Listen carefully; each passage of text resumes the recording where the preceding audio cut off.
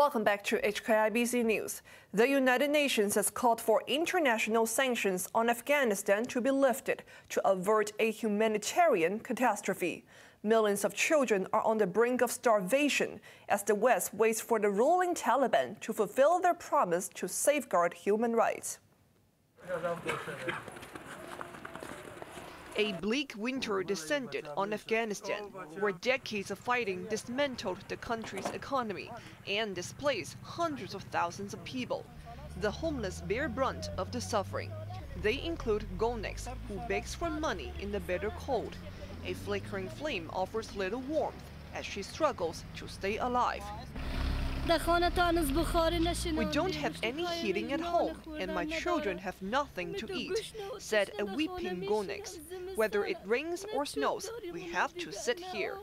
A humanitarian group has asked for $2.6 billion to feed the entire country. 23 million people don't know where their next meal is coming from. We're calling this a race against time. We need to get to families in very difficult, hard-to-reach areas. It's winter, it's cold, there's snow. Billions of dollars in international aid and assets have been frozen since the hardline Taliban swept to power in August. The United Nations called for an end to the sanctions to lift Afghans out of misery. Time is of the essence. Without action, lives will be lost and despair and extremism will grow. Now is the time for the Taliban to expand opportunity and security for its people and demonstrate a real commitment to be part of the global community.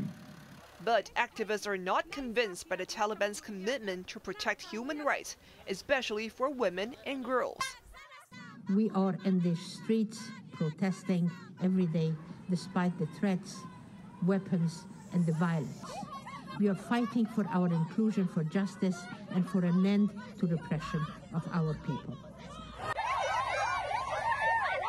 Last week, another group of female activists were reportedly arrested by the Taliban after demonstrating on the street. Most girls are still barred from school, although the hardline rulers have promised that they can return to class by the end of March. Locally, a member of the Commission on Children has urged the government to set up its own investigation into an abuse scandal at a childcare home. And Welfare Chief Luo Chi-kwang pledged to see how the monitoring system can be improved. Chloe Feng reports. There's been more reaction to a child abuse scandal, with a member of the Commission on Children saying the community is shocked and saddened.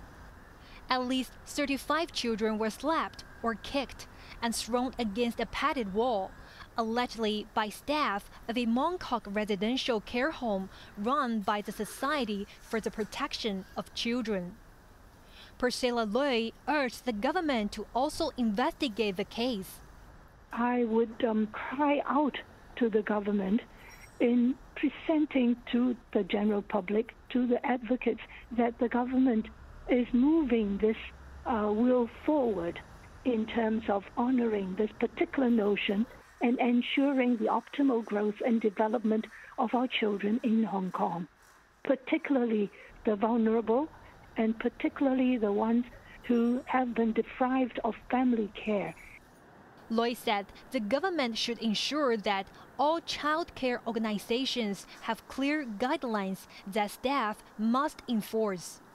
In an exclusive interview with HKIBC's Talk the Walk, Welfare Chief Luo Chi-kwang pledged to strengthen monitoring capabilities.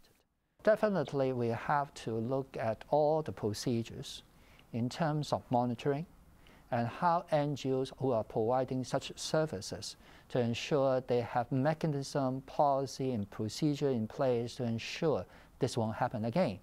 And also we have to review our own monitoring process, how to oversee how these operations can be delivered. 20 employees of the care home have been arrested and investigations are continuing. Chloe Feng, HKIBC. There was a shock for staff at the KMB depot in Chen Kwano when a sinkhole nearly swallowed a parked double-decker bus. The hole opened up suddenly at around 4:30 a.m. No one was on board when the rear of the bus fell into the hole, which measured 5 meters by 4 meters and was 2 meters deep. Another bus next to the double-decker tilted slightly and was also damaged. It's believed that soil erosion caused the sinkhole.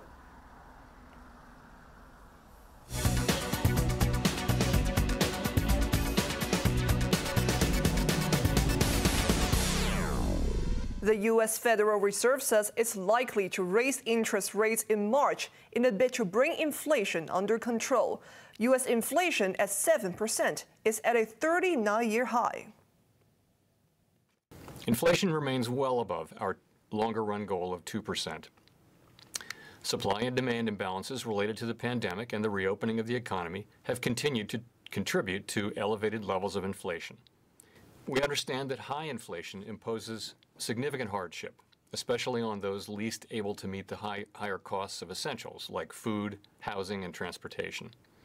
In addition, we believe that the best thing we can do to support continued labor market gains is to promote a long expansion, and that will require price stability. Now let's take a look at the markets. The Hang Seng Index closed down 482 points. Top 10 active stocks: Tencent down $10.60, Alibaba down $8.40, Meituan down $15.60, and Trakafan down 48 cents. Wuxi Biologics down $2.50, JD.com down $10, and HSBC up 75 cents. Forex trading against Hong Kong dollar. Euro is trading at 8.70, British pound at 10.43, and Australian dollar at 5.51.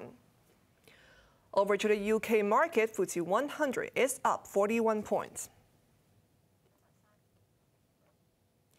The price of oil has retreated after hitting a 7-year high. Brent crude climbed to $90 a barrel as tensions between Russia and the United States escalated. Traders feared that conflict could disrupt supplies from Russia, which is the world's #2 producer. But later, the price fell by around 2% after the U.S. Central Bank signaled its intention to raise interest rates.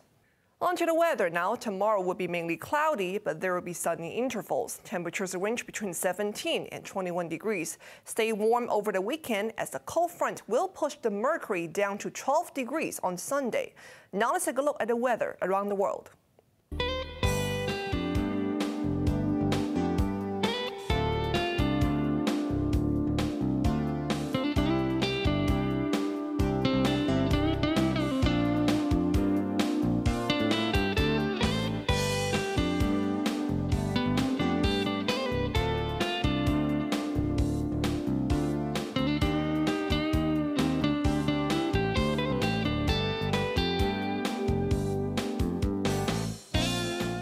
That's our main news for Thursday night. We'll be back at 11 with more updates. I'm Sarah Wong. Thanks for joining us and take care.